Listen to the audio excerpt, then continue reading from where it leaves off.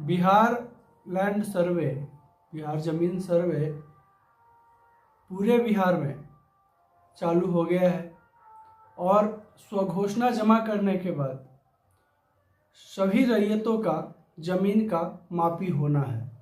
मापी के पहले भूमि और राजस्व विभाग की तरफ से नया आदेश जारी किया गया है और नया आदेश जो जारी किया गया है सभी जमीन मालिकों के लिए जिनका जमीन का सर्वे होना है, जो स्वघोषणा पत्र जमा कर दिए हैं उनके लिए बहुत ही महत्वपूर्ण है, इम्पोर्टेंट है, जरूरी है।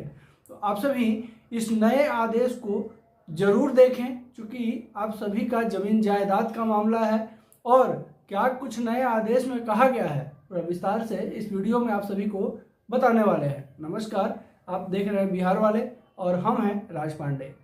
बिहार में चल रहे भूमि सर्वेक्षण के बीच भूमि और राजस्व विभाग की तरफ से नया आदेश जारी किया गया है।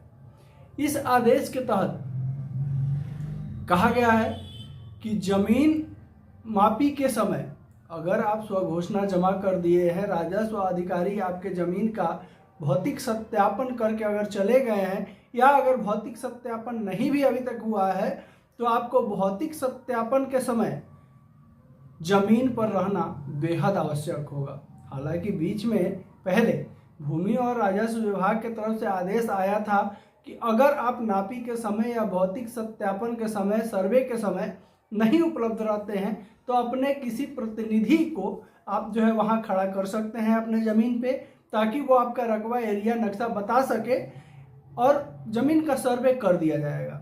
लेकिन फिर से नया आदेश जारी किया गया है और ये आदेश क्यों जारी किया गया है ये आपको आगे बताएंगे वीडियो में, और क्यों ये आदेश जरूरी भी है ये भी चर्चा होगी आगे। तो पहले ये बता दें कि भूमि और राजस्व विभाग की तरफ से फिर से आदेश जारी किया गया है कि जमीन के मापी के समय या भौतिक सत्यापन के समय या जमीन का सर्वे के समय आपको वहाँ उपस्थित रहना होगा। वजह क्या है तो सबसे पहले ये जान लीजिए, आपका जमीन का चौहद्दी, रकबा या जमीन का कब्जा या जमीन से जुड़ी जितनी भी चीज़ें होती हैं सभी चीज़ का सटीक जानकारी सिर्फ जमीन मालिक से ही मिल सकता है, जिसको लेकर के भूमि और राजस्व विभाग ने ये आदेश को जारी किया है। और ये बहुत ही महत्वपूर्ण जानकारी लेकर के आए हुए हैं वीडियो में। क्या कुछ नया आदेश में कहा गया है वो पूरा विस्तार से आपको हम पढ़ के बताएंगे। इसके बाद आपको बताएंगे कि क्यों जरूरी है आपको वहाँ रहना। ये बहुत ही महत्वपूर्ण वीडियो है सभी जमीन मालिकों के लिए, सभी लैंड ओनर्स के लिए और किसान के लिए, रैयत के लिए। तो वीडियो में अंत तक बने रहे, वीडियो को बिना स्किप किए हुए देखें, पूर्ण जानकारी तभी आपको मिल पाएगी। वीडियो को स्किप करके देखते हैं, भगा के देखते हैं या थोड़ा थोड़ा देखते हैं, इस वजह से आपको पूरी जानकारी नहीं मिल पाती है।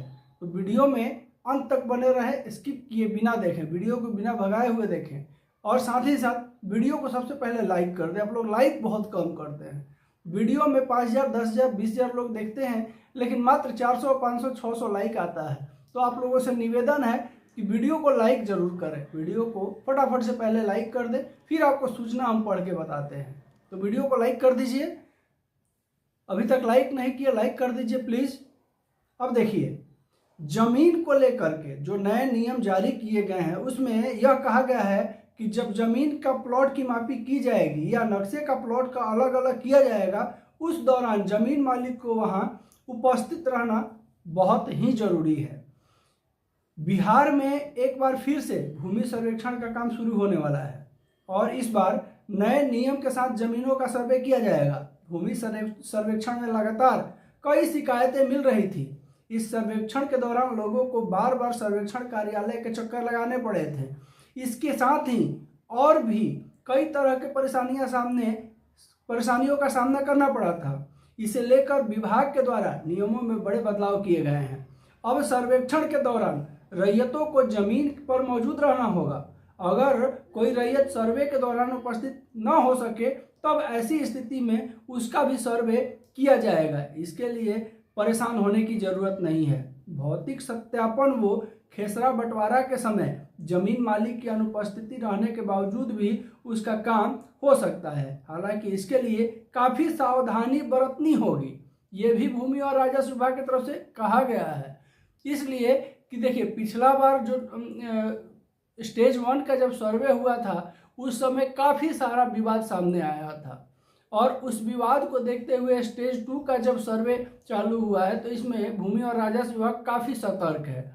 इसके अलावा जब देखिए मेन समस्या खड़ा होने वाला है, जब अभी तो ग्रामीण क्षेत्र में सर्वे का काम चल रहा है, जब शहरी क्षेत्र में सर्वे का काम चालू होगा तब भूमि और राजस्व विभाग के सामने बहुत बड़ा समस्या खड़ा होने वाला है।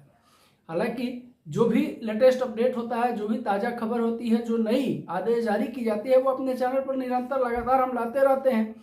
और इसमें जो है ये अभी तक समझ में आया है कि ग्रामीण सर्वे में तो समस्या है ही, इसके अलावा सबसे ज़्यादा समस्या खड़ा होने वाला है शहरी क्षेत्र के सर्वे में। हालांकि स्टेज 3 या 4 में शहरी क्षेत्र में सर्वे होना चालू होगा, अभी ग्रामीण क्षेत्र में सर्वे हो रहा है।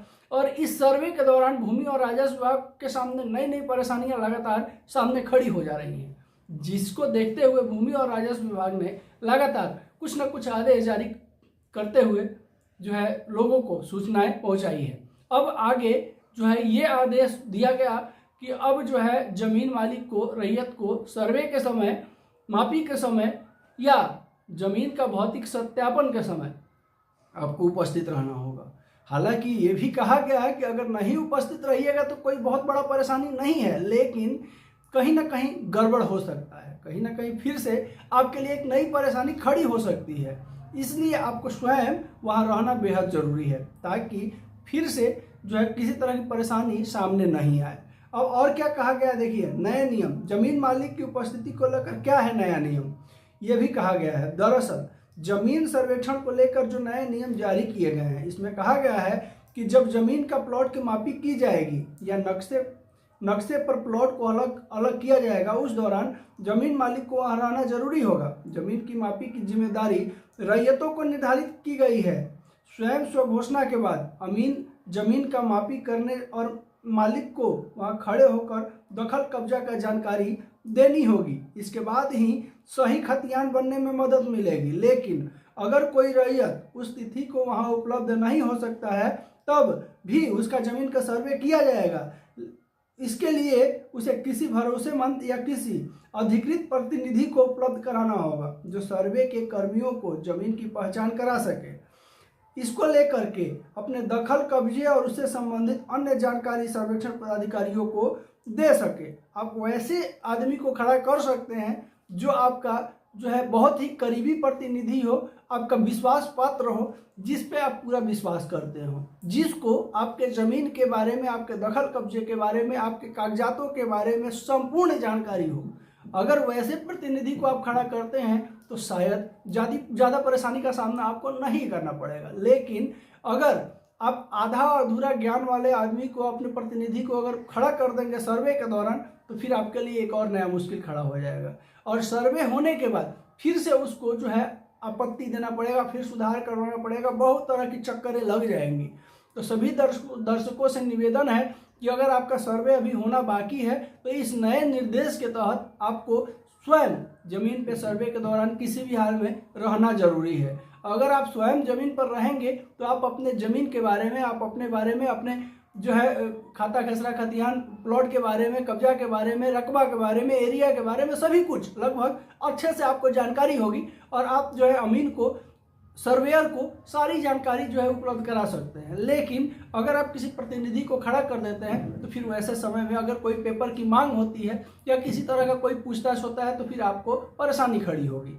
आगे क्या कुछ कहा गया है, देखिए टोल फ्री नंबर पर भी ली जा सकती है जानकारी। हालांकि ये टोल फ्री नंबर लगता नहीं है, ये भी हम क्लियर कह दें पहले।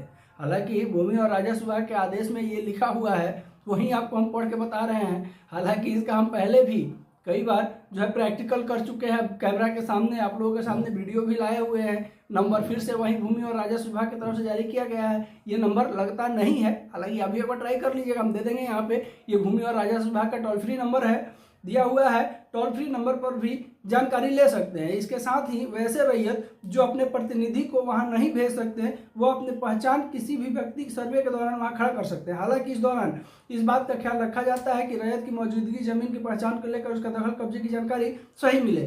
किसी प्रकार की विवाद या जमीनी झगड़े की स्थिति में इन 3 तरीकों की चीज़ें नहीं की जा सकती है। ऐसे में उनको मौजूदगी में सर्वे का काम आसान होगा। इसके अलावा अगर आपको जमीन सर्वेक्षण से जुड़े किसी प्रकार की जानकारी चाहिए तो इसके लिए विभाग का टोल फ्री नंबर जारी किया गया था।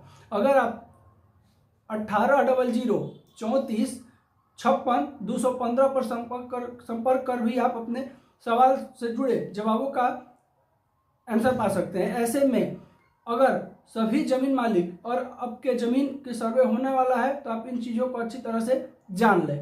तो ये चीज़ें जो है विभाग की तरफ से जारी की गई हैं और सर्वे जिनका भी अभी नहीं हुआ है, जो स्वघोषणा जमा करके और सर्वे का प्रतीक्षा कर रहे हैं, उनके लिए ये जानकारी विशेषतः बहुत ही जरूरी और इम्पोर्टेंट है।